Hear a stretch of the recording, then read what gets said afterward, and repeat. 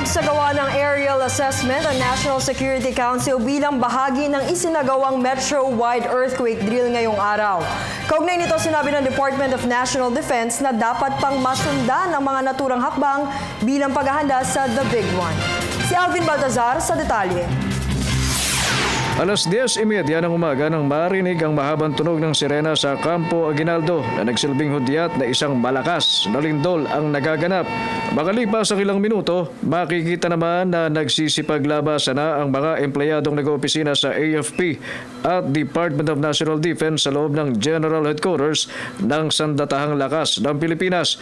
Ang puno ng bawat ahensyang may kinalaman sa disaster response kunway nagbigay ng update at initial assessment sa naganap na malakas na pagyanig. At pagkatapos ng maikling briefing, agad na sumakay ng helicopter ang 3 miyembro ng gabinete na sina Defense Secretary Walter Gasmin, DOH Secretary at DSWD Secretary Dinky Soliman para magsagawa ng aerial assessment. Naging subject ng paglilibot ang buong Metro Manila na kung saan ilan sa mga inikutan ng aerial damage assessment ay ang Maynila, Marikina, Valenzuela, Pasay, Parañaque at iba pa. Pagkatapos ng aerial assessment, dito na inilahad ang kunway aksyon ng pamahalaan na agad nilang ikinasa para sa mga naapektuhan taga Metro Manila na tinamaan ng lindol. Ang DPWH po ay nag-activate na at meron po sila in 12 hours, 223 dump trucks, 96 payloaders, 431 service vehicles, 35 backhoes, 2 QR trucks, 327 chainsaws, 2 cranes, 91 gensets para sa 4 na quadrant sa Metro Manila. Linking up in Malacanang, the President is safe and secure with no damage in Malacanang. Ang magsisilbing command center sa sandaling maganap na ang kinatatakutang 7.2 magnitude na pagyanig.